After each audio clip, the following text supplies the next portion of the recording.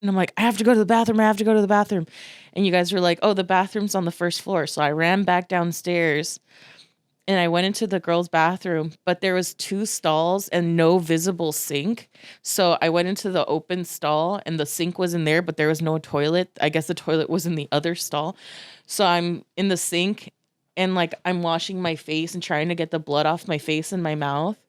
And then I like looked at myself in the mirror and I like, it hit me that I just probably killed people in that van. And then I started crying and I was like, what the fuck did I just do? What the fuck did I just do? And I started having an anxiety attack and I was like, I need to get naked. So I put my pants off and my underwear off. And I was just standing there like this and like covering my face with my shirt. And then there was a little like pretty lady, like older lady with gray hair that came out of the other stall. And she came and she's like, oh my God, are you okay? And I was like, I don't know. I think I fucked up. And she's like, why are you naked? And I was like, I don't know. And she's like, do you need to go to the bathroom? And I was like, I think so. So she grabbed me by the elbow and she took me to the other stall and sat me down on the toilet. And then I just like profusely diarrhea, just like shat my life away and cried and blood is still coming. I'm just like exploding from every angle. And she's like, what's wrong? What happened? And I was like, I fucked up. And she's like, I think I need to call an ambulance or the police. And I was like, don't call the police. They're going to take me, please. I fucked up. And she's just like, something doesn't seem right. And then I woke up and my boyfriend was like, going to work? Poquito, poquito, poquito podcast. Poquito, poquito, poquito podcast. Poquito, poquito. Hello and welcome back. I'm Ryan Reyes. I'm Dominic Angel. And I'm Ricky Macias. And we're in Poquito. And today we're joined by Silvia De Anda. Welcome back. Hi. Happy to have you. Thank you. It was such a joy. We had a blast with you last time. We had to bring you back. Thanks, buddy. Yeah, we've been getting to know each other a lot more over the last few weeks since I feel like that was the first time we actually really got to hang out, and now like we're becoming friends, and that's really cool. I appreciate that you said that. I thought it was just me. I was like, maybe he's just like, I guess I'll keep talking to her. I've talked to her enough now that I'm forced to. Yeah, she keeps showing up to our shows. She's just waiting outside. Should we let her in? looking at the window. Hi, guys. with my little elephant, just like, I'm ready when you are. I bought a ticket for Beatrice. She's with me. She's cool. For the people listening, Ryan made Sylvia a balloon elephant, and she named it Beatrice. Yeah, it's very cute. It's on camera. Check out YouTube if you're listening. People are interested in talking about crying and emotions. I feel like that's been a big thing on everybody's mind lately. But first, you were telling me something before we started recording that I thought was really interesting that I'm shocked we didn't get into the last time we spoke, which is you used to work for a funeral home. Yeah. I got fired. Love it already. I'd been trying to quit like 6 months before I got fired, so it's kind of a blessing in disguise. But I did marketing for them. Like I wasn't supposed to be in the nitty gritty, you know. But they ended up moving my desk. I think it's right next to the crematorium. No, in the lobby. We didn't have a crematorium or a morgue at our location. We just kind of hid people. The bodies? Not hid them, but like we placed the deceased in little office spaces until it was time for their funerals. But did you have like bunk beds or something? Like no, because it was only like one or two people at a time. We had other funeral homes in the area that did have the actual morgue, so we would have the van pick them up when it was time for their services and then take them back when they were done, or like directly to the cemetery. But all the office like work stuff that needed to be done was done upstairs. It was a 2-story building in South Central LA. And it was across the street from a homeless shelter. Anyway. narrow it down. If you find it, you know I was there. It's Tell called Sylvia Rochelle's. sent you. Follow my referral code right here. I'm fired now, so don't go. But no, yeah. I was upstairs, but I think I talked too much and distract people too much, and they got sick of me. So then they made my desk the front like lobby desk area, and people would have their services downstairs in the lobby. So I had to watch people having emotional breakdowns all day, and I had to watch them wheeling in and wheeling out dead bodies. And I was the only person downstairs, so I had to let people in. And sometimes I had to let people in with the bodies. I'm super fucking emotional. I cry for any and every reason. If I see someone getting choked up, I'm going to get choked up. So I'm just trying to do my work and constantly being like, oh, fuck. And there was like the area where they would do the services. And if people wanted to like cry, but not in front of like the daughter or the mom of whoever passed away, they would like go to this one corner so that they would cry, not in front of them. And it was right in front of my desk. So they're just making eye contact. They would make eye contact with me and come and ask me for napkins. And I was always like, and it was fucking terrible. And I would cry all the time. And everyone's like, how's your job? And I'm like, it's great. I like it. It's really good. You know how like when people work like a like a late shift, there's like a pay differential. They didn't give you like a cry differential in pay. I wish they had. The worst part is the day I got fired, there was a service happening that day. And I got fired or whatever, let go because I got unemployment. Technically, you have to be let go and not fired, but I wasn't good at my job, so I got fired. And I went to my desk to collect my things, and I'm obviously sad because I'm like, oh, I'm going to die because I have no money now, you know? And I'm like collecting my things, and I'm fucking bawling. And then there's people in the service that are crying a lot. And this lady came up to me, and it was like, I think it was an old woman who had passed. And this lady came up to me. She held my hand. She's like, we all miss her. And I was like, yeah, okay. Packing my shit. It's like we were all in it together. I feel like they were mourning the loss of my job. That's so funny. We're all gonna miss Sylvia. What would you do if your portrait was like in the? They were like, it was like That's how they tell you. that's how they were gonna tell you. No, I saw the body. You made it sound like you sneak into the ahead of time, and I would go. When the bodies are being delivered, or whenever they're like, oh, the person was, I was gonna say showed up, but they didn't show up on their own. You know, like someone brought them. We would all go look at it. Them. And I have this thing. I don't know about you guys. Well, we're all Latinos. I feel like it might be a thing where you touch like the hands of the person who's passed. I never did that. Okay. You didn't have to say so quickly. But like the grandmas or the tias or whatever touch the hands of the person who passed, and they'll say like a little prayer over them, or just kind of like it's like the last time you'll ever be able to touch that person type of thing.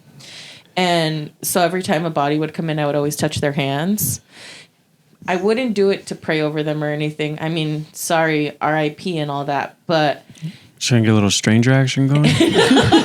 just like a creep. That's really why I got fired. You know that game that you used to do when you were little where you put your fingers together? Yeah. And then you like feel it and you're like, oh, that feels like a dead body. I was always just checking to make sure that that was true. I'm like, it does feel like a dead body. This dead body feels like a dead body. Yeah. And then it always felt like a dead body. You're like, and then I steal a ring or two. You're doing that. Someone hears you, like, lady, I got a lot of places to be. Just trying to cart him in. I'm just imagining the delivery guy, like pizza delivery guy. If it's warm, I get a free breadstick. If it's cold, I send it back. That was the what I was, but like because it's dead, so I was like, if it's warm, then it's bad. Are you one of these people that's like intrigued by death, or was it just literally just like you needed a job? No, I'm scared of everything. And everything makes me cry and everything makes me sad. It was just a job on Indeed. And I was like, I need a job. And before then I worked with seniors. I was telling you guys last time that I've worked in senior homes as an activity person. Mm-hmm. And when they were asking me like, you have no experience in like the funeral field, why should we hire you? And I was like, well, I was working with old people. They're kind of knocking on the door, you know? It's like I saw a lot of people die. And they were like, you're in. That sounds like an internship to me. I was about to say it'd be funny if like before that you worked at college and before that you like just And working then up the timeline. Yeah. Now I'm a medium. I try to reach people on the other side. More to of be a like- large. Medium at large. I know someone's gonna be like more like a 3X. I'm guessing at Target, whatever. That do great on Bravo. You're the first of your kind. The existential crisis that you just put him in. What does that mean? I saw the universe in Ricky's eyes for a second. I was like doing the math. That's impossible. The multiverse is real. She's talking to the elephant. Well, I guess we're all the first of our kind, right? If everyone's different. That's what they Yeah, yeah. I almost got a job at a pet, like a pet crematorium, That'd be sick. but I didn't get an interview. You didn't get an interview? Nope. Maybe they knew why you actually wanted to do it. You They're just like- revel in the idea of people's pets dying. Yeah. Yeah, we looked at his search history and there was elephant butts everywhere. I almost worked at a vet clinic, but they had like, so it was kind of shady. Like it was in my hometown. This is like right in that recession time where like there was like no jobs, like the financial crisis. I just got out of high school in 2007 and the financial crisis was going on, like 2007, 2008 stuff. And I was like waiting on this job. Like I couldn't get jobs anywhere. And there was this animal hospital and it was a little sketch.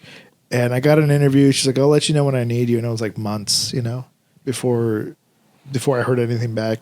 But she'd be like, this is a vet clinic and animals get to stay here, but we're not boarding them. It's just extended care. And I was like, oh, so like you like, I forgot it's like a legal loophole, right? Because the zoning meant she couldn't like have like a doggy daycare or extend like stay just for stay. She's like, no, they're getting procedures and they're staying for an extended stay for their procedures. And I was like, right. And I almost got booked there, but my friend would just get high and take naps with the dogs.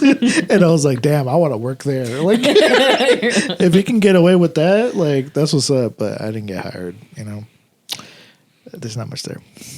Yeah, I wish I had a job. I feel like everybody, they say like everybody should like work in service, like a service job at least one point. I think everybody should work with animals at some point. I think that'd be cool. That'd be tight. I don't know about you guys, but like, when you're little, you have an idea of what you want to be when you grow up. I changed my mind so many fucking times until I came upon what I actually want to do. Like the first thing I always said I wanted to do was to be a veterinarian. Forever, I'm like, I'm going to be a veterinarian. That's what I want. I love animals so much. And it's because I had no friends. Animals were the only things that I could get near sometimes, And then when I was like 13 or 14, I was like, oh, but then they're going to be sick. Ew. dying. I'm like, that's so sad. I don't want to play with you anymore. I'm like, what if they die? It's Dropping the bird in the tree. Bye, Woody.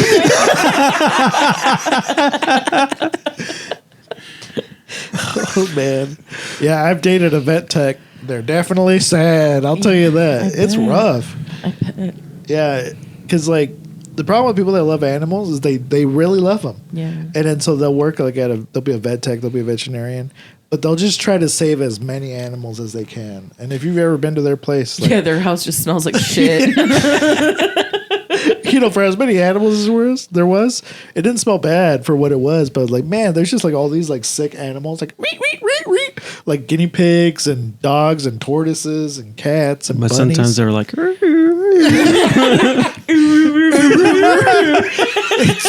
Your guinea pig's winking at me again.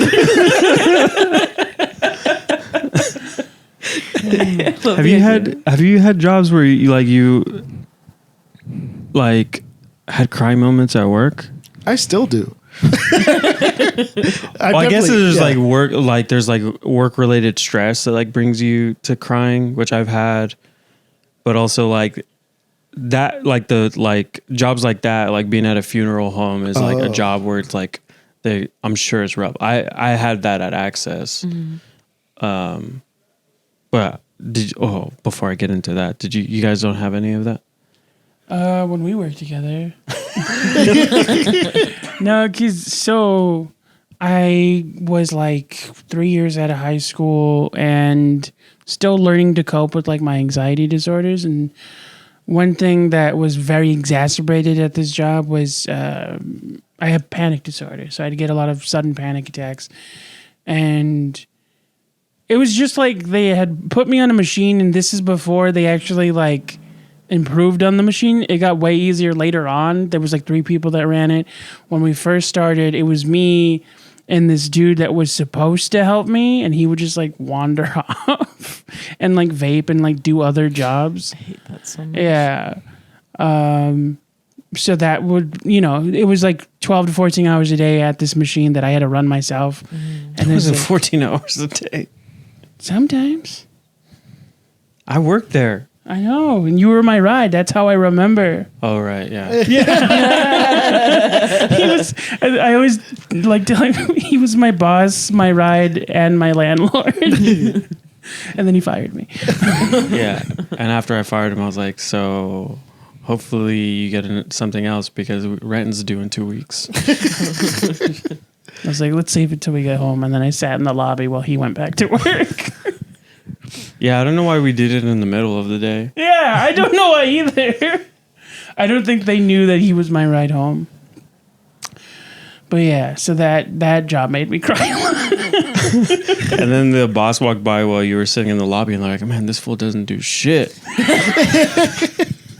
Not anymore. Oh man. That was tough. It sucks being your like a supervisor to your brother. Because at the same time, it's like I feel like I had a loyalty to both, to both people. It was like I have a job to do, and I have to make sure that like we're meeting our goals. But at the same time, I'm like trying to give Ryan chances because I know that he like needs accommodations. At the time, we didn't know all the accommodations he needed, though. Yeah. It was just like it was like kind of like pulling my hair out sometimes because I was like, what can we do? I'm trying to think of everything. Yeah, that's hard. How do you think I felt? Ryan got moved around a lot at that job. He worked like 3 or 4 different stations. And then at a certain point, it was just like, I got put into a position where it was one of those things where like, in order to to get everybody to do their jobs correctly, something had to be done. And like, it wound up in Ryan being let go. Me and like 2 other guys. Yeah.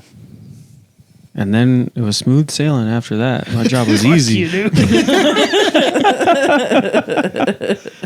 I've worked with siblings for a long time actually, but my other siblings used to work together at a Rubio's. Oof. I worked at Rubio's. Yeah. So my brother was the manager, and my sister, for him, the younger sister and younger brother worked under him, and he had to be his decision was just to be harder on them. Like obviously, I don't harder on like them. that. do I it get because it. I love you. Yeah. Well, just to avoid any favoritism issues and like lawsuits. Right. And but he was apparently a pretty good manager because he was able to get like small bonuses for Rubio's employees. It's like I don't think any Rubio's will do that. Like, what kind of fast food place was like, hey, you guys did good, here's a bonus? Yeah, that's true. I don't And like- especially at Rubio's, nobody wants a fucking shrimp taco. Like, As a I bonus, want a like shrimp I steal taco. it anyway. But that was his solution. Is I'm just gonna be real hard on you guys because you're gonna work under me. You will be the examples. Like, I get that, but also I disagree with it. But also I get it as a brother, as like an older brother, and as a manager. But I'm just like, my fucking brother could still sue me, dude. yeah, that's also They true. could sue me, dog. Yeah. I worked with my mom. My mom hired me as her receptionist, and she was the office manager. And she was terrified all of the time that people would find out they were related. I was like, Patricia, I look just fucking like you. I think they know. And she's like, they don't know. We have different last names. And I was like, bitch, it's copy paste, girl. I'm wearing your shirt today. Everyone keeps asking me questions for you because they think I'm you. She was having nightmares for months that she was going to get caught, and she was just trying to get rid of me the whole time. She's like, I just wanted to get you transferred. I just wanted you to get your foot in the door, and I'm going to get you transferred. And then she got me transferred, and then I hated my other manager, and I was like, I thought I didn't like my mom. This bitch. She doesn't bring me lunch. She wouldn't even give me a ride to work or gas money. She's an asshole. Are all managers like this? I just imagine that everybody. What if people just suspected that like you guys had the same dad and you were like secret families? They don't know. I look a lot like my mom. Like it wasn't even a question. People would immediately assume that we were related, and my mom would be like, "Oh no, I don't know." Like when I got to my other job, when they transferred me, the manager was like, "Oh, I know Patricia. I went to her family party and this and that. And she's your mom, right?" And I was like, "No." And she's like, "She's your mom." And I was like, "No, we're both just big. And I think that's why people assume that." And she You was try to like, shame them? Yeah. And she was like, aren't you? I was like, we have different last names. She was my manager, but I don't. And then she would try to like catch me in a lie all the time. She's like, "Oh, I met Sandra. You know Sandra, Patricia's sister." And I was like, how would I know Patricia's sister? It was a work relationship. I don't know who she's related to. I don't know what you're talking about. And then she's like, and she would always try to talk to me in Spanish. And I was like, I'm white. And she's like, she was just and she hated me because I would never tell her the truth. Like, that's why she treated you badly. You were gaslighting her. I think so. I never told her. That's so funny. So unnecessary. Did you hire a whole family to like This is my bring your parents to work? She was like, bring your parents to work day. Yeah, I couldn't bring my dad. My dad's very brown. I think she'd figure out that I was Mexican. Here's Glenn and Stacy. Glenn and Stacy. De Anda. Well, De Anda, It's Greek. yeah, last time someone was trying to tell me that it was like, No. oh, it's some shit. And I was like, Yeah. okay. I mean, we're all mixed, right? Who knows what I am? I look a lot like a colonizer. I've been told. Comment sections. Nope. No, her boss.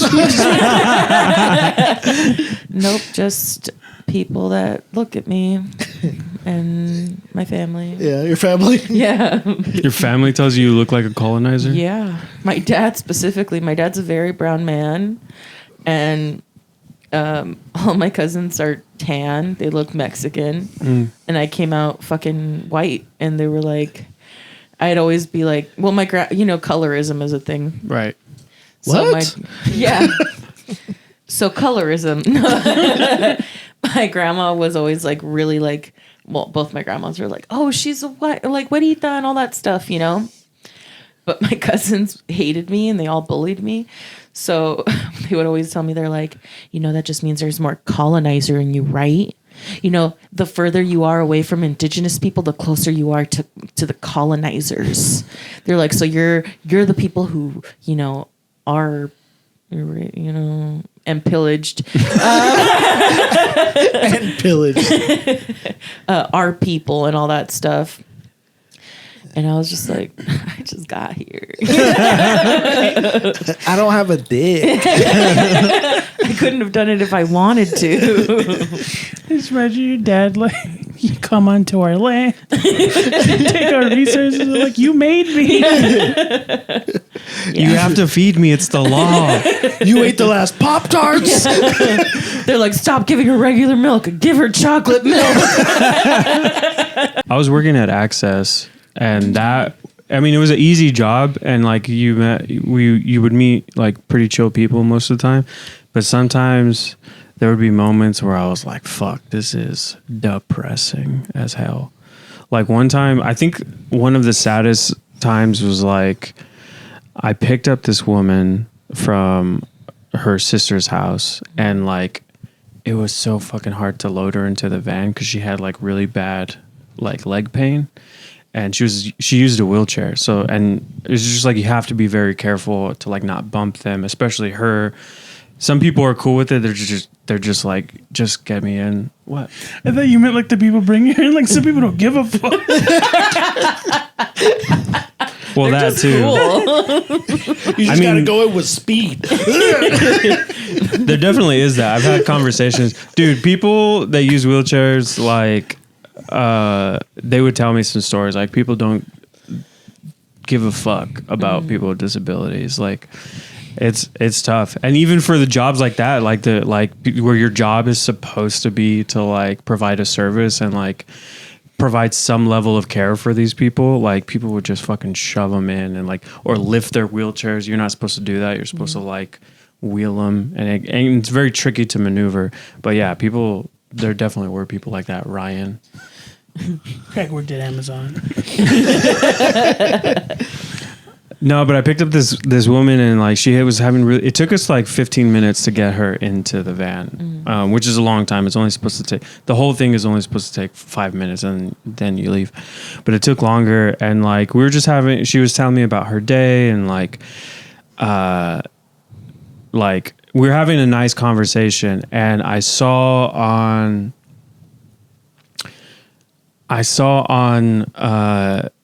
her list, on her like route, that she was going to a rehab center. But in my head, I was like, wheelchair. What, Ryan? I'm trying not to say anything till you're done. You guys love each other so much. People in wheelchairs can do drugs too, Dominic. That was it. That was the bit. In fact, sometimes they need drugs more than anybody. Steroids. Would you let me tell the story? I'm trying to. You keep stopping. I'm trying to come up with an emotional buildup. Okay. Jesus fucking Christ, Ryan. Anyway. Steroids for a person in a wheelchair is offensive anyways. What? Because they're stairs. Oh my God.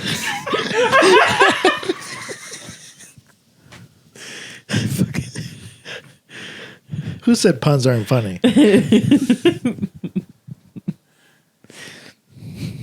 Feel your feelings. Stop putting your... Is that a slur against able-bodied people? Look at those steroids.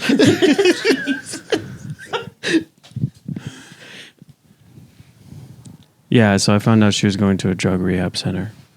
She actually was going to a drug rehab center. Well, what happened was we were having a conversation, and I had seen in a route that she's going to a rehab center, but also we take a lot of people. There's two types of rehab centers. Yeah. Some of them are like it's called a rehab center, but it's like for physical ailments and stuff, like physical therapy. Yeah. And I thought that's where we were going. So I was driving her, and she's like, "Man, I really don't want to go into rehab." And I was like, "Oh," and I was just like, "Oh, like, are they helping you like with your pain? Like, are they helping you?" Like, I said, "Are they helping you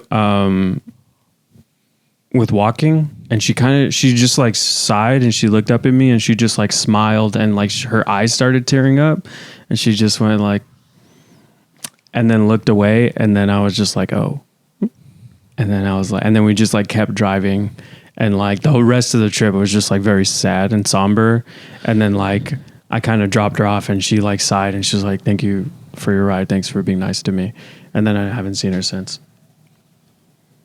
But it's like shit like that would happen all the time. Like there's like the people that we would pick up at that job, like a lot of times if they're elderly or if they have a disability, like a lot of times they don't have other people in their life, or they just have like some shit going on. Like there's a lot of stuff that comes along with having a disability.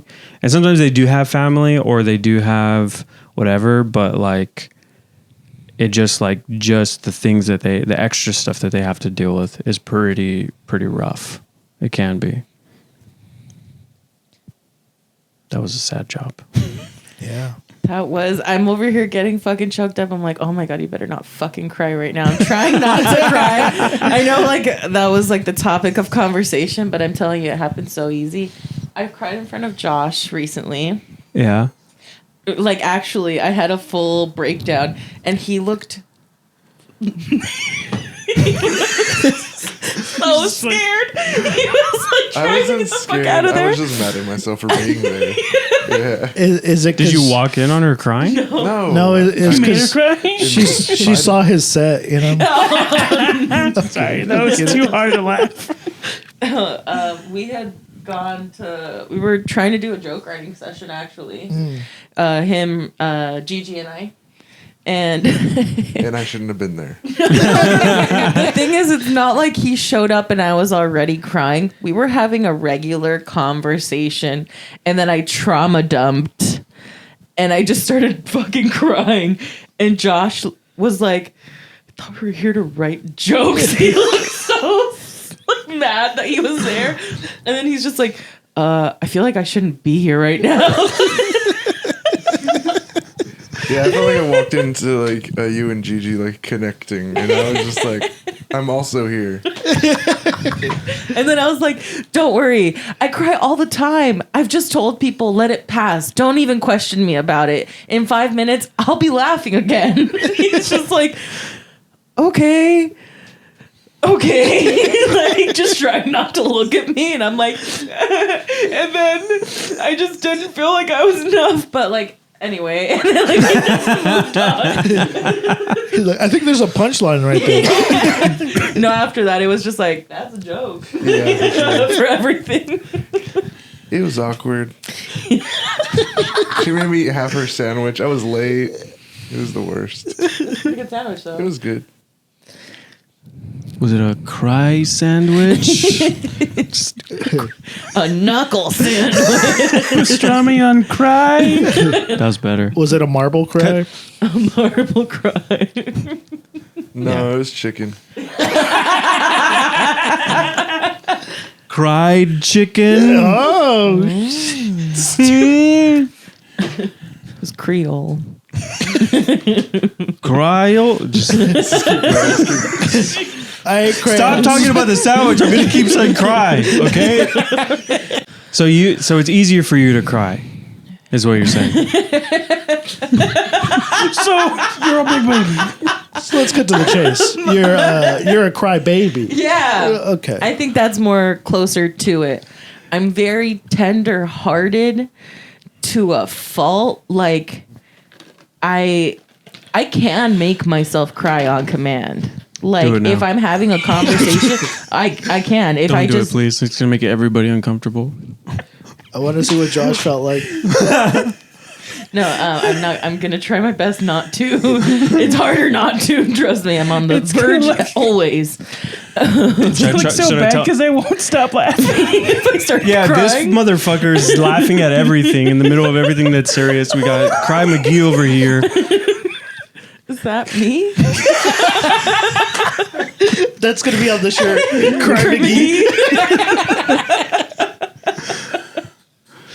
That'll just be the opening. No explanation. You're crying. I'm laughing my ass off. No, yeah, I can make myself cry, but I really do have to try not to cry all the time. Like, if I see people get emotional, I get emotional. Yeah. Like, even I could fucking hate somebody, but if they are going through a hard time and I see them get choked up, I'm like, damn, that sucks. Like, I don't wish that on anybody. Even if I don't like you a lot, that sucks, you know? Right. Have you ever seen that? Well, okay. Do you believe that there is like pure evil or pure good? The way that Josh just lit up for this conversation right I now. just been having this. I just had this conversation with somebody, and they were trying to tell me that babies are born evil. And I No. was like, babies aren't born evil. It's situations that Are they what's that bountiful quiver? What is it called? That fuck? cult that's like Sounds gross. it's like a Christian cult where they believe in like having as many kids as possible. Christianity. That's Mormons. Mormonism. I'm just imagining like you have a baby and it goes Yeah, a little evil baby. comes out. That's why you gotta spank them when they come out. You know. Stop it. Don't it, baby. Just shake them. Shake the evil out of them. Wait, so can you elaborate on what you were saying about pure evil and good?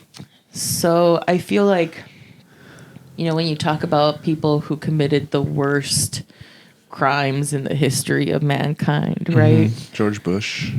Okay. But you would Adam think, and like, Eve. The first Adam crime. and Steve. I don't know why. You guys remember when everybody thought that was clever? Yeah. Yeah, definitely. It's Adam and Eve, not Adam and Steve. Fucking got him. We got him. Imagine if it was Adam and Steve. That would be They'd tight. just be like fun bros. Be kicking it. Just like frolicking through Eden. Like, yeah. I made a fruit salad, bro. No apples, right? No apples. No apples, dog. I know how you hate them.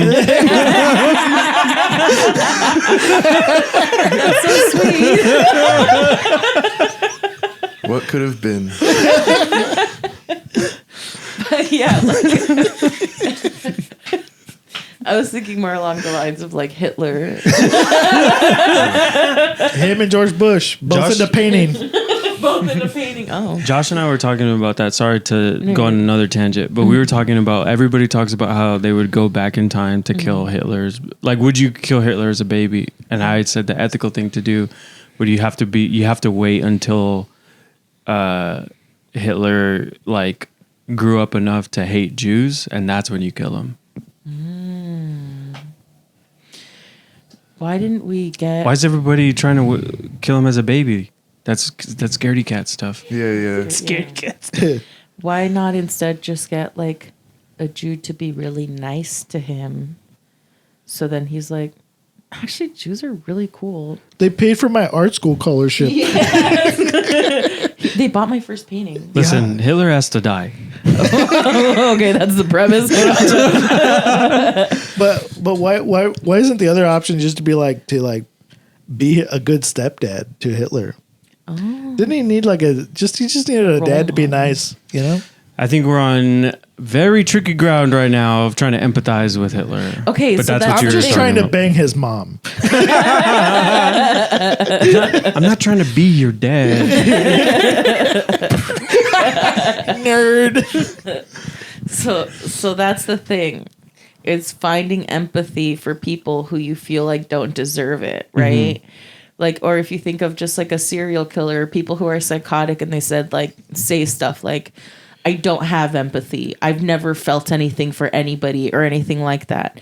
In my mind, I'm like, if he ever opened a door for somebody or really liked a cat and he would give food to a cat, or he had a neighbor that one time, I don't know, was nice to them and they would pick a flower and give them a flower even if they were like 4 years old and they don't remember doing it. I'm like, that one act of kindness in that form is what makes me think that nothing is either black or white. There's a gray area and it's constant, and the whole world balances itself out to be neutral. There is no good or bad. There's only just like existence constantly, you know?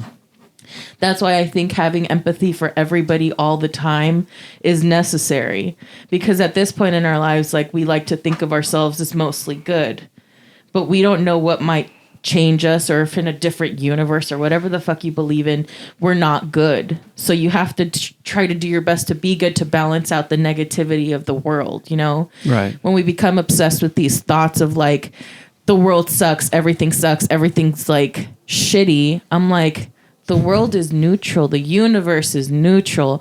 Find the good things. Try to strive for constant good things, because we're balancing out the negative, you know? Are you listening to this, Josh? Yeah, I am. I'm hearing it. Did you just get dunked on right now? No. No. Even if he did, it wouldn't matter. He's like, There's another universe where I didn't. she's right. God doesn't care about us. That's all I'm hearing. I think God is just trying, whatever God is to you, he's just trying to keep it balanced. Or he or she, or they, or Thanos. Thanos. Yeah, Thanos just got rid of half of the population. He didn't choose whether he got rid of the good people or the bad people. He was trying to keep the playing field level. You know what's dumb is that they said that they, like, after the fact, they were like, well, actually, when he snapped his fingers, he cut out half of the resources on the planet. And in addition, like, as well. So it's like he didn't solve anything, but that was just like a retcon. So that for the people that were like, well, he was actually doing a good thing. And they were like, well, actually, he wasn't, blah, blah, blah, blah, even though we didn't include it in the story. Yeah, he got rid of half the cheese. What a dick.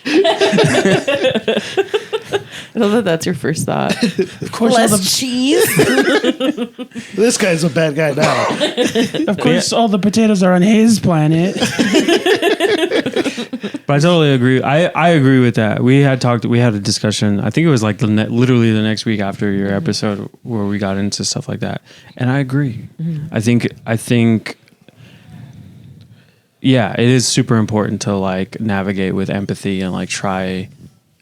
Even it's fucking hard. Yeah. To do that. Like, there's people that I really don't like, or people that have wronged me and that that have affected me in really, really traumatic ways. And it's hard to even like have empathy for them and like realize that like they're still people and they still have flaws. Like, they have flaws, but they also have good qualities and like some level of kindness and love and empathy within them. Because it's also like you were saying, I know that I have done plenty of stuff that I'm, ashamed of, and like that I would like to live my life moving forward, like trying to be a good person and like not continue to do things that are harmful to others. And that in order to have that forgiveness, like that level of empathy for myself, I have to give that to other people. Yeah, I have often said, like, I think it's kind of dumb when people are like, no, I'm a good person, because it's like you can't really gauge that, because you also don't know how you affect everyone all the time. So I was like, when people ask me if I think I'm a good person, I'm like, I'm not trying to be a good person. I'm just trying to not be an asshole. Yeah. That's the way to do it. I try to be a good person. Fucking nerd. Really? That's what a bad person says. That's what someone says when they watch others cry. And feel uncomfortable. Show up 10 minutes late. Do you ever have moments where, like, obviously you said like it's easier for you to cry and you have to try to not cry, but do you have moments where you need to cry, but like it's not coming, like it physically doesn't come, and you have to like set it off like with something. Yeah, actually. I feel like sometimes when it's not like an emotional, well, I use crying as like my medium to express every emotion. If I'm not, between a 4 and a 7, if I'm way too happy, way too excited, and things are going really well for me, I'm fucking crying. If I'm really angry or really sad or really depressed, I'm crying. I have to be in a very neutral space in my life to just be okay. I feel like when my day is going pretty regular, but little tiny things keep building up and building up and building up. And it's too silly to cry about in that moment because I'm like, it's just a small inconvenience, I've been through worse. This isn't a big deal. But then just the small inconveniences start building up over time and you didn't address them. And then like the tiniest inconvenience will like want to set me off. But I'm like, I feel stupid for crying at this. But I'm like, there's so many inconveniences that I've let go lately. And this is just my breaking point. And I'm just kind of like, fuck. And then I'll just think of something that makes me cry all the time. It's usually like the idea of my grandma dying. That's what makes me cry. That's my trigger, by the way, just so you know. I'll just be like, what if my grandma died right now? Like, what if somebody called me and told me my grandma was dead? And then I'll just break down crying and I'll feel so much better because I'm like, okay, it's okay to cry about that because that's a legitimately sad thing. But now also the stress of all those little inconveniences are out of my system. Damn. You gaslight yourself a lot, huh? I do. But because I feel like it feels so good to let it out. Yeah. I feel like I don't try to gaslight myself into thinking that I'm wrong about anything. Oh, well, God, I can't say that either. I need therapy. Well, I think there's two parts to that. Is like, one, it is a release. Like that is what crying, that's what its function is, to like release like stress and like anxiety. Yeah. But also it must be fucking exhausting to like feeling like you have to cry all the time, but like knowing if you just let yourself cry all the fucking time and you didn't work to like keep it together, it's just like you'd be a mess. I was gonna say, do you get dehydrated? I do keep water nearby. The collected tears. Drink it back. It's really salty. The electrolytes. No. I feel the opposite. I feel like because I'm so in tune with my crying, my emotions are much more regulated than most other people. Really? I feel like people who try not to cry or don't cry naturally, they express their emotions too deeply in other ways. That's why they come off so aggressive. That's why they come off so short. That's why they come off like in all these other ways, or they're really. What's happening? Right now? You said short, and Ryan looked at me. Both of us did. You need to cry. I do. Cry right now. It doesn't make me grow. You're coming off real short. God damn it. Maybe that's why I come off so tall.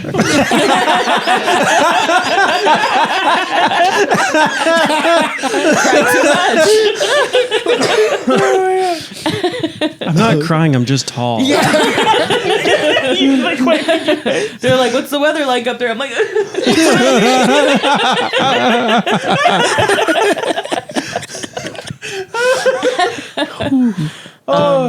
but yeah, I feel like that's why people are aggressive because you're not crying. Or when they get too excited and people are like, hey, chill out. Or, oh, don't tell them because they're going to go crazy. They get excited about something and they can't shut up about it. I'm like, if you were to cry and let out all of your excitement for a moment, then you'd be able to come in with a clear head. Yeah, that makes sense. Yeah. There's it's interesting. Big. I think you're right. Being able to cry is super important. There's a lot of stories of like when people transition and they like go on testosterone. Trans men have like said like they didn't realize like before they started transitioning and before they started hormone therapy that like that it would be harder to cry, and there's a lot of emotions that come with that. And not to get into a gender thing, I just mean like it's harder there's a noticeable difference in how they are able to regulate their emotions. So like there is a thing, some of it's physical, but also just like socially. And I think like, yeah, having that outlet and like being okay with needing to cry is like super important. Yeah. So what Dominic is trying to say is that it's easier for you. It might be. I don't know. I'm just a lady.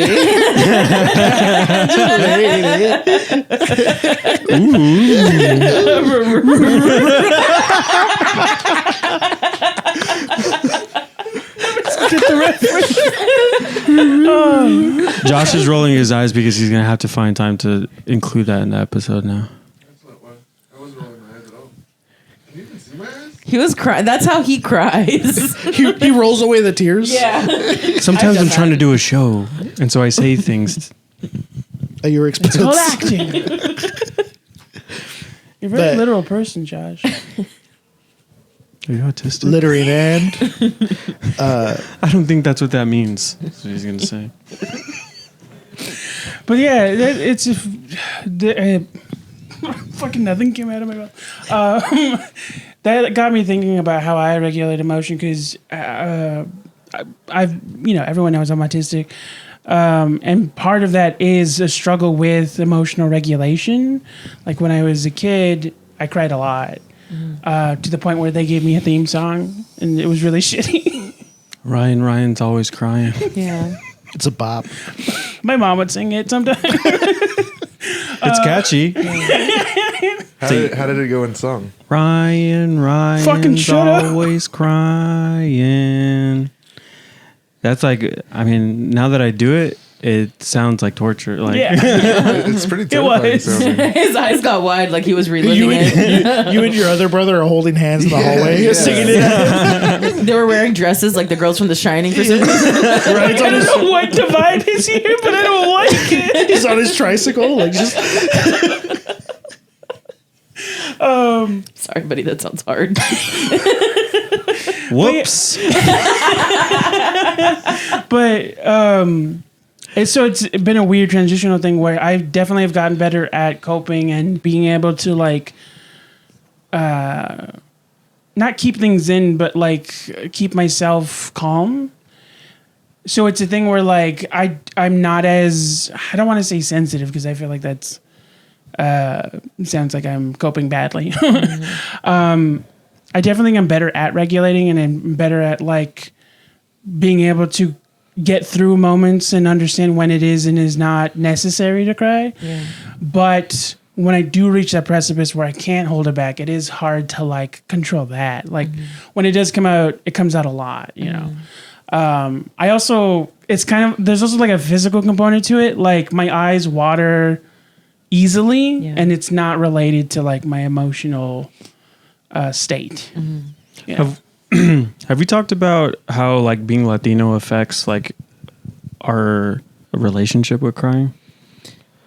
No, but it does. yeah. I think I've never thought about it too deeply from that lens, but like it does. It definitely does affect it. Like when I was little, I relate to like crying. I would cry for everything. I would cry until I would pass out as a kid. Like that's how much I used to cry as a toddler and stuff. Get a good nap in. Yeah. Oh man, those post cry blackout naps. Sleep's so good. Best naps I've ever had in my life. Hell yeah. And then but like there's a point where I would cry a lot, and then where like I reached young adulthood where I just didn't cry for years.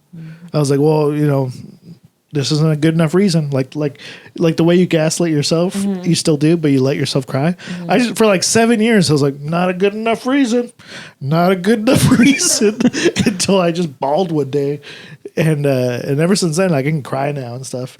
But yeah, I think that affected it because it's like, I think that's part of the Latino stuff. Like, well, it's not as hard as we had it. Like, why are you crying? Why are you complaining? This isn't as hard. It's like, oh, I guess I don't have a good reason.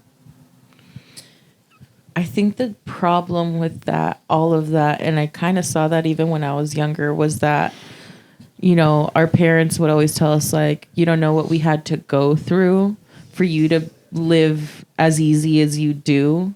And I understood that, but I'm like, because you had to do those things, you didn't have the opportunity to cry. You had to be collected all the time. Right. You had to keep it together because you had no other fucking choice.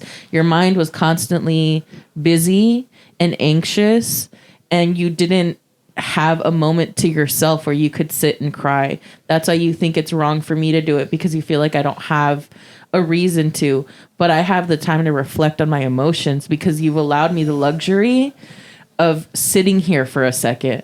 I don't have to be out in a field all day. I don't have to go wake up at 5 a.m. to like work on a farm, I'm at school and things are happening. It's kind of slow out here, Right. And I can reflect. And I'm sad that you didn't get that chance. So now that's put on me, because now you're expressing all of your emotions. Now that life has slowed down a little bit, things are a little easier for you now. You're reflecting all your emotions onto me in ways that you don't understand and you can't control, but I have time to think about these things, and they're plaguing me. But, you can't say that to, like, my dad, who's just like, what the fuck are you talking about? Like, There she goes, talking about the Black Plague again. he's like, so you think you're smarter than me, huh? There's also a sense, like, it's almost like there's a sense of jealousy. Yeah. Yeah. Like, that they're like, well, I didn't get to do this. I didn't get the ability, like, I didn't get the grace to be able to cry or to be able to have an easy life. And I think for us, at least in my experience, it was interesting because it was like my parents separated when they were very young, and they were like together, like they were on and off for a majority of my childhood. And it was interesting because like my dad is Latino and he was Christian, so he was very like stern with us when he was with us, and there was a big sense of like, you don't cry, you're men, kind of a thing. And then my mom, because my parents were separated, my mom was like almost like your brother that's a manager and that's like, I'm going to be harder on you now. My mom was like, I'm going to be harder on you boys because you don't have a father figure around all the time, so like really try to push upon like what it means to be a man. And a lot of that had to do with like being strong and not crying and like powering through stuff. And I think it's interesting because I don't know if I used to cry a lot, but I definitely remember there was like a part of my childhood where I actively was like, I can't cry. Like if I get hurt, if I like can't cry from physical pain, I can't cry. Like, and that was the thing too, was that there was a lot of fighting in our family, like growing up, and there was a lot of yelling. And my thing was like, when I used to get mad and upset, I would always start crying during arguments. And then it was like a sense of losing because it's like, look at you, you're emotional. You don't know what you're talking about. You're crying. Like, why do you always cry? And I'm like, I'm mad, And like that changed up until I remember that, I don't know exactly the age, but I remember there was things like going to the doctor and not crying when I would get a shot. Like that was like one of the first times of like, I can't cry at this. And then there would be things like not crying when I would get spanked. And then like all of that. And then I remember that all was up until I was probably like 24, 25. I think there was one moment where I had a falling out with like a really good friend of mine, and I had reached out to her to like reconnect, and she was like, hey, we should stop talking. And like that was the first time since I was like a kid where I like broke down and was like sobbing uncontrollably. And like I will say ever since then, it's been a lot easier for me to like let those emotions out and like be more in tune with what I'm feeling, and I've learned to like communicate those things, and like it doesn't always come in the form of crying, but it definitely helps. Like having that ability like helps me regulate emotions for sure. Yeah. You know what's crazy? Isn't there part of you? Let me know if you relate that. The time you weren't crying, wasn't there's like this small amount of pride you had? You're like, I'm really good at this now. Yeah. Like- yeah, it feels like an accomplishment. Yeah. Because there's kids that you would see that would cry at Like, look- stuff, and you're like, look at this kid. He needs to Yeah. grow up. I've gotten Why'd you point at punched. me? I was pointing out. I know there's a bit set up there because I was the one crying. I think it's worth noting that there's like different kinds of crying too. Yeah. And like the doctor thing, like you actively get praised by parents. Like they encourage you to not cry during your shot or like getting shots. You know what I mean? Like they're like, oh, you're strong. You're a big boy. Like you, and that's like rewarded. But then there's other times where you should let things out. And I feel like they're different. Like crying over a dead family member is different from crying from getting a shot or being punished. I think at that age, you don't separate crying. Yeah, sure. And I think when somebody tells you like, oh, you're a big boy, you don't need to cry from a shot, you connect that to crying over a dead grandparent. If it's not, if the difference isn't explained, the correlation just happens naturally. But I do agree with what you're saying. Like as you get older, you learn to you understand different emotions, and like I don't need to cry. Like because I understand I'm not in danger. I understand like if I was to get a shot today, like I'm not gonna cry about it because it might be painful or uncomfortable. But I know that I'm not in danger, and I can separate that from emotional pain. Exactly. But all the time when you're a kid, it does. The thing is like when you're a kid and you cry for a lot of things, all you hear is you're big, you're strong, you're brave, don't cry. Like, they're telling you not to cry for everything, not just like when you're in pain. So I do think that there's like a connection to those, or like not a connection, but a lack of separation between like different types of crying. And what you're saying too is probably true. Like we're in a different place now in society. Like back in the day, like you couldn't just let your emotions run when you're like staring face to face with like a predator animal or something. You know what I mean? You Right. just start crying, you're gonna die. Right. Like you need to. You can focus. cry and run. I wouldn't. I'd cry and lay down, but you could if you needed to. I think that's all the machismo thing, where it's like we pride ourselves on our ability to be tough, on our ability to keep our, emotions locked in and locked down, but we're not addressing the fact that anger is a bigger emotion than crying. Mm-hmm. We do so much more damage when we are angry than we do when we cry.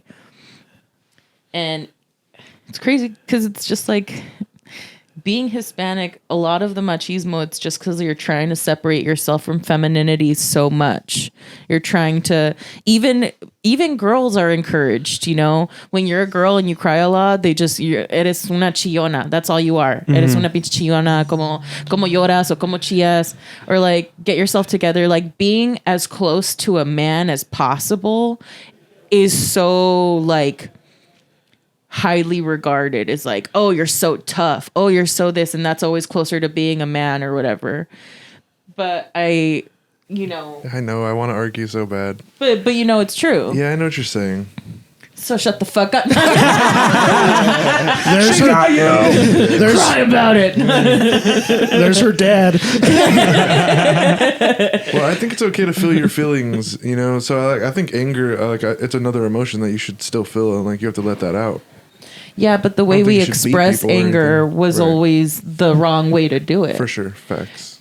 Anger, you can be angry. Crying doesn't mean you're not angry. Right, 100%. I think crying is a way to express your anger in the healthiest way. For me, at least, because I know when I get angry, I get spiteful, and I could do a lot worse. I can fucking ruin somebody's life because I'm so angry. Right. Worse or better? But Chaotic evil over here. but also like you're saying, like just like crying is a built-in human function. It's a release valve. It's a release valve Yeah. of pressure, and that is something that can help with sadness or anger, and like it helps you, give you that time to process emotions. I think because anger is also a valid emotion, and that is also there to protect you too, to like it's there to make sure that you keep yourself out of danger. Yeah. I mean, I'm intellectualizing all this stuff, Right. and I'm probably talking out my ass, but I just mean like we have these functions to help keep ourselves safe in general. Yeah. And a lot of that stuff, especially like when you can't cry and you can't process emotions, some of that stuff leads to anger, and being stuck in anger, like you start to justify things, and like when you sit in anger, it creates narratives, and you start to justify thoughts, and you start to project certain thoughts. And I think having a release valve of like, whether it might not be crying, it might be talking to somebody and like processing it that way. But when you don't allow yourself to process your anger, then it's like putting yourself and others in conflict. When you said release valve, in my head, I'm like, yeah, like opening a faucet because the liquid needs to come out. And I was like, well, what if someone's release valve is just cum? But if you think about it, what you just said, how you're like, people find other ways to process that. Some people, that's why they become, sex addicts. Yeah. And also, if you're angry and you're internalizing all these feelings, and like coming is the way you release your feelings, that's why men feel so entitled to sexually assault people. Because that's how they're releasing their emotions. They have all this pent up aggression. Men, from what I've heard, commit most of the sexual assault in the world. Yeah. And it's because they're not encouraged to cry. Damn. I think that's a big fact. I think that's one of many factors. And all I thought of was the dead body thing. Yeah, you mentioned earlier like that sense of pride that comes with it, and it reminded me of this like funny thing. So my dad sometimes teases me because he knows I'm the kind of guy that cries. Yeah. So I tease him back as being the guy that doesn't. And I remember this joke once where I was like, you can always tell how sad something is by whether or not my dad admits he almost cried. Like the family dog passed last year, and we're all like distraught over it. And I look at my dad, and he's like, "No, yeah, we're all going through it. Like I almost cried just now, And I was like, "Man, fuck, this is real." You cry more. I almost cried. It didn't get me though. Right? Like he was like, "I didn't, but I almost." Gives you permission to cry harder. Cry for the both of us, man. That's how I feel all the time. I got you, pops. My dad has started crying a lot more now that he's older. Yeah. It's really interesting to watch, because before I would never see my dad cry when I was younger. I don't remember a single time that I've seen him cry.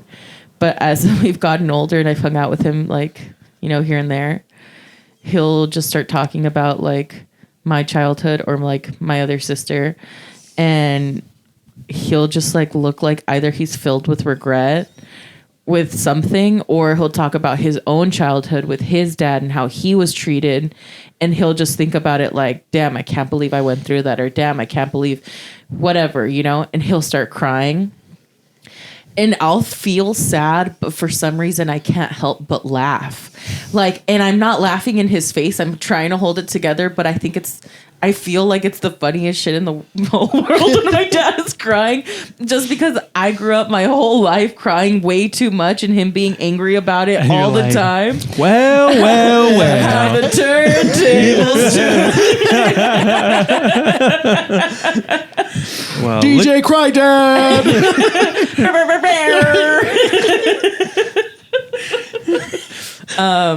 But I'm glad he's crying now. I'm glad he's able to feel his emotions. I feel like maybe now he just feels like he's in a safer space where he won't be judged. And he understands, like, as society's getting more progressive, that it's positive to cry and let those things out. So I'm happy for him. Dad. Ba. Speaking of giving people outlets to cry, we have a big announcement to make, don't we? We do. So last episode that Silvia was on, she talked about wanting to throw like a birthday party or some event where everybody came together to watch stuff, and it was just going to be a space for everybody to like cry and let out, you know, a release of emotions. And so we clipped it, we got a good response, and Sylvia and I started talking, and we thought it would be a great idea to actually do it. So Un Poquito and Silvia De Anda are teaming up in association with Live at Jerry's. Shout out. And we're going to put together an event just for that. What is it called? What? So the event is called Good Grief. Because grief is good if it's just crying. Basically, it's going to be a bunch of compilations of things that make us cry, a presentation. So we're going to have about an hour of that. But it's going to be followed up by comedy to help us regulate our emotions. Right. And then we're going to do some sad karaoke after. Well, Jerryoke. Yeah. He was very adamant that it was going to be called Jerryoke. But yeah, it's going to be cool. It's going to be, we'll have all of the information in the description. We're going to announce this episode comes out on April 3rd. So if you are hearing this when it comes out, this will be announced on the 4th. We have a really good lineup of comedians, which includes Vince Caldera, Monique Marquez. I think it's Marvez. Marvez, you're right. Yeah. Ooh, sorry, Monique. Monique Marvez. We have a secret headliner that's going to be announced later on this week. It's going to be a really cool event. We're going to have a bunch of vendors. It's all going to be geared towards crying. We're going to provide like cushions and blankets for everybody to sit down. We're going to have a popcorn machine. There's going to be a lot of comfort food stuff. Everything is just going to be centered around like crying and mental health stuff. It's going to be a really fun event. I mean, it's going to be sad. It's going to be a sad event. It's going to be sad, but fun. Yeah. That's why it's called so. Good Grief. Yeah. Dads get in half off. If you send us a picture of your dad crying, we'll give you a discount. There will be opportunity for discounts when we're going to have a pre-sale that's going to last for the next 3 days after this episode is released. When the event starts, there's going to be an opportunity to look at some art. We're going to be playing sad music. We're going to have stuff on the walls. There's going to be a lot of vendors that are going to be geared towards, crying, and we'll have all of their information in the event page so you can check them out leading up to the event. But the big kind of centerpiece of this is we're going to create a compilation video that's going to be comprised of submissions from people attending the event, footage that makes you cry. It could be movie clips. It could be, sad dog posts. It could be home video, like whatever it is. It's all going to be geared from the audience to cry. And that's going to be kind of the centerpiece. After the video compilation is when we're going to get started on like the comedy and have that kind of regulation back up for everybody. So submit to us. Submit to my will. No, if you have anything that you watch or that you've seen, that's something that makes you cry consistently. The fucking thing in Selena, or whatever. If it's like dog videos or people coming home from the military and surprising somebody, whatever it is that you watch that makes you cry, whatever topic it is, send or DM those videos on Instagram to either Dominic or me or the podcast, or there'll be along with the announcement post and in the description, there will be an email for everybody to send all their stuff to so that it's all regulated. We'll send you a discount code so you could get cheaper tickets if you submit. It's going to be, I'm excited about the event. I know that it's weird to be excited about everybody crying, but we're going to have a lot of cool stuff. There's going to be some interactive elements for everybody there. There'll be more information, like I said, in the event description of like things to do. And yeah, hopefully everybody comes through. We would love to see you there. Bring a tissue box. I was thinking this might be too much. We can cut this part out if we need to. Before Ryan asked his last question, I was wondering if the three of us could come up with a sad story. Like Like one to word to at see a if time? we can break. No, not one word. An say to exquisite see if we corpse. can break So see if we can Sylvia? break Sylvia. Oh. Who can make Sylvia cry? Baby girl. I've been almost crying since this show started. It won't take much. Just someone saying Hitler used to be a baby. Anyone that used to be a baby. Josh used to be a baby. I used to be a baby. Isn't that sad? Look at him now. Too many birthdays. Too many birthdays. Hey, lay off the birthdays. I love that as a diagnosis. Tell me a sad story. You go first. I have another work story. I've told it on the podcast before, but I don't think Sylvia's heard it. This was another time I was driving for Access, and I picked up somebody that used a wheelchair, and they had like a caretaker. And so in the vans, the way that it works is like if you use a wheelchair, you get seated like right next to the driver, and anyone else goes to the back of the van. So there's like a lot of empty space between the van.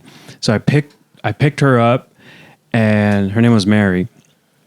I pick up Mary, and she has like a severe mobility issues. So she was like slouched to the side, and she also had trouble speaking. So she had a lot of slurred speech, and I was just taking her home from the Arboretum.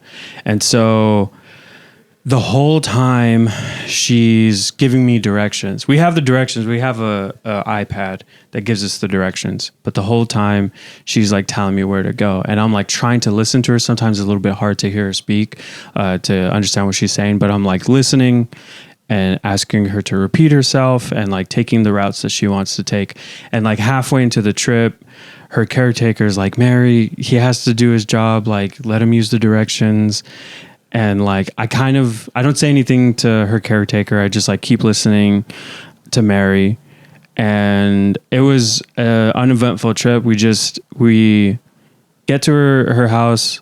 I let down her caretaker, and this is what happened. We get to her house as she's giving me directions. And, we actually took a wrong turn because of her directions, and she's like, oh my God, I'm so sorry. And I was like, don't worry about it. It's not a big deal. And then, so she's like, here's how you get there. And so she gives me a different route. And so we finally get to her house. And as soon as we pull up in the driveway, she goes, see, I know what I'm talking about.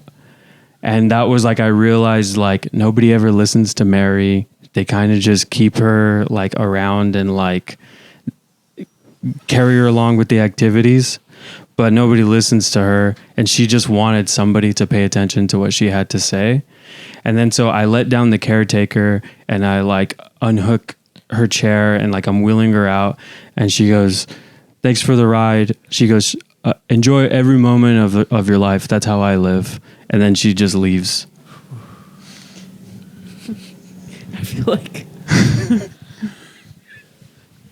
Okay. She's like, not good enough. No, there's tears coming.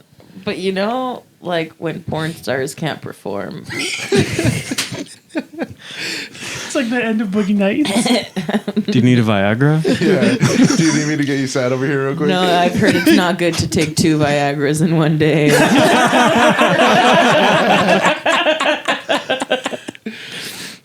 I was really sad, and I have it in the corner of my eyes, but I feel like... Ryan, go, hurry. Hitler baby. Hitler baby. No, it's not going to happen. If you want to see me cry, you got to show up to the event. Damn. Damn, good plug.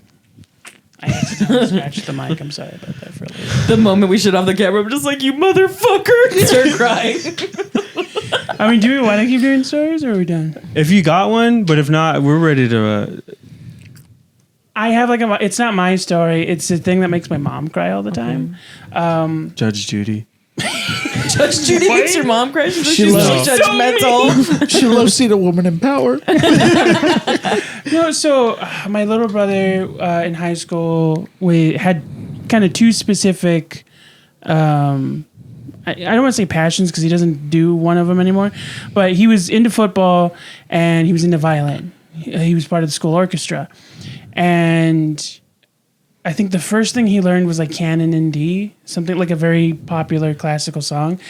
And he started learning in middle school, and my mom tells the story way better, but she also cries during the story, where like it was months of just hearing him tune and pluck at his violin and drag the bow across, and it would sound like screeching metal and just like loud, gross noises for months and months and months.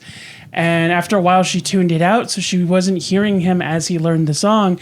And then she went to his first recital, and she sat close enough that she could hear him like good, and she heard him like play the song for the first time and how elegantly it sounded, and it like immediately made her burst into tears. It was to the extent where like anytime she hears him play that song, she thinks of that specific moment and she starts crying again.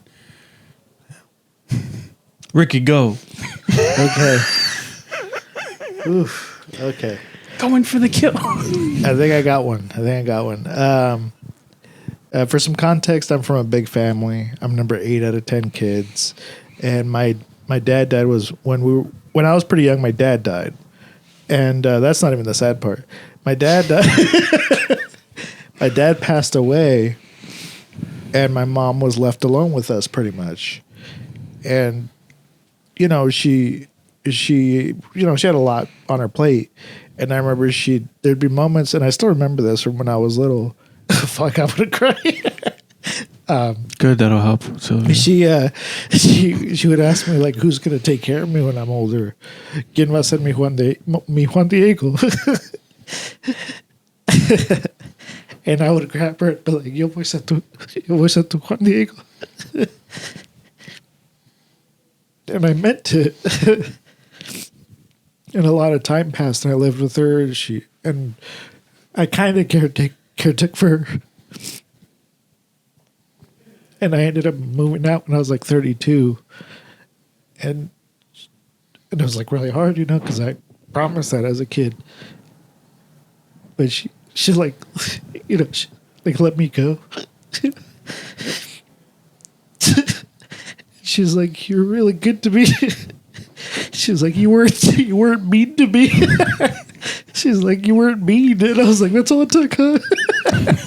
I put a lot of pressure on myself. All I had to do was not be mean. Damn, I'm a good son. Motherfucker. I really was. I'm like, I'm going to keep it together. Well, that's the show. Can I give you a hug? Oh my God. I think it's because you guys were forcing it. He really felt that way. No, I think they meant it. Did you mean it? yeah, I'm gonna fucking cry. What are you doing? I'm a man. That's the problem. I couldn't, for like the same reason, I couldn't tell one of my stories because when I go hard, I can't stop, and I wouldn't be able to talk. But yeah, she's good now. I gotta go craft after this. No, like I want to craft. Well, I want to craft, but I have like a previous engagement. Well, I'm sorry for doing this to everybody. No. I love what you say. You're not sorry to me. You're trying to get it. And you go, are you happy now? Are you not into it? I was trying to think of a gladiator foot, and I said Sadiator. Sadiator. Oh man, I like that. I want that on a t-shirt. American Sadiator. American Sadiator. That scene when he's walking through the grass. His family's His family. I never want to hear you talk about your family ever. Or do, but like in private. Thank you for sharing that, Ricky. Yeah. That was really Yeah, you're heartfelt. welcome. Appreciate I'm that. sure my mom would love it. You motherfucker. Never again. Oh, sorry, my bad. Shout out Ricky's mom. And if you want more of this, June 15th, come out to Good Grief. Good grief. Good grief. Yeah. See, we're laughing after. That's great. Yeah. Well, thank you again for joining us. Sorry we made you cry. Thank you if you've gotten this far in the episode. Let us know in the comments, what's a random thing that's made you cry? You know, like a puppy video, whatever. And from us at Un Poquito, Poquito. don't cry.